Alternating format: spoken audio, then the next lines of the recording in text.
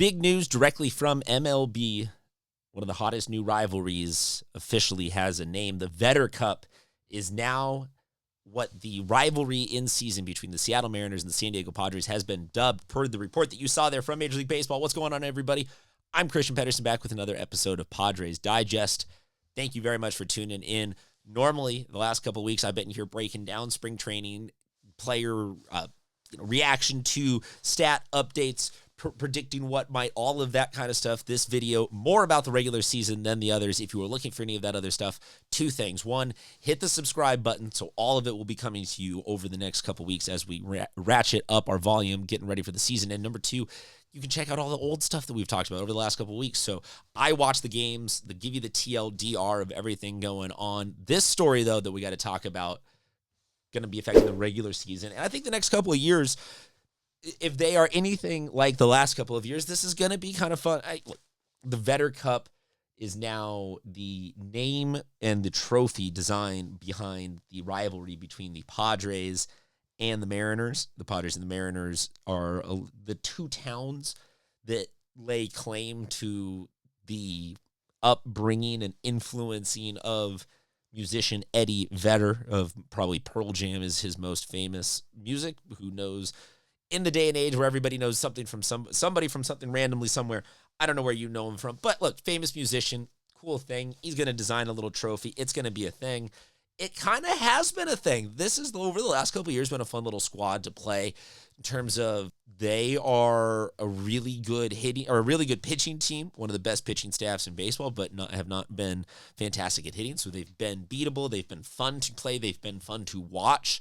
The Padres get to play against some really top-tier Major League Baseball pitching names for people like myself who are geeks for that kind of stuff.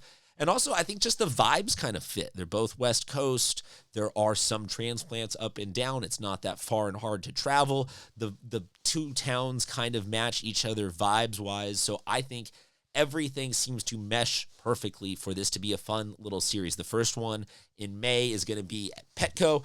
August is going to be at T-Mobile Park up in Seattle. The Padres and Mariners, I'm not going to necessarily go headlong into how does those matchups happen, because there's so many millions of permutations that are going to happen between here and there. But I think that in a season of 162 games, and this might be completely me meaning nothing, but any amount of care that you can get from these guys during the regular season is fantastic, because baseball is about rhythm and routine, but it's very hard to always maintain that level of engagement to give you the necessary oomph that you need to get that rhythm and routine over the 190-day span, or maybe even up to 200 plus of, if you count spring training, if you go deep into the play.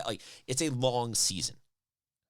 And if helping yourself get a little hype for 6 games out of the year by doing something like the Vedder Cup, and if that gets fans in the seats and the vibe going, so it gets some of our guys juiced back up in the middle of the year in those longer stretches, cool. I love it. I'm all for it. And if nothing else, I'm all for West Coast bias. Look, East Coast bias is that's more of an MVP voting and Heisman voting thing. It's not an everyday thing. People know the Padres exist. The Dodgers are the World Series champs.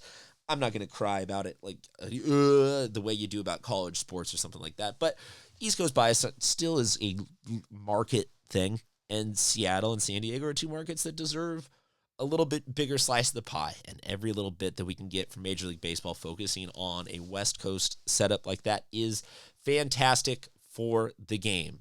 Let me know what you think. If you think this is dumb, if you love this, if you're going to be at any of those games, let us know. I think that could be some fun travel experience. Also, like I said, make sure you hit that subscribe button. This had nothing to do with the spring training. There is tons of spring training, though, available for you to consume up and down the channel, and more of it coming every single day. So make sure you hit that subscribe button. And until then, I'll say keep the faith, Padres fans. It is going to be okay this season. The Padres are going to be a team that we can enjoy watching, not have to be crazy nervous until the playoffs get here. So let's look forward to some of those Vedder Cup games. Talk to you guys soon.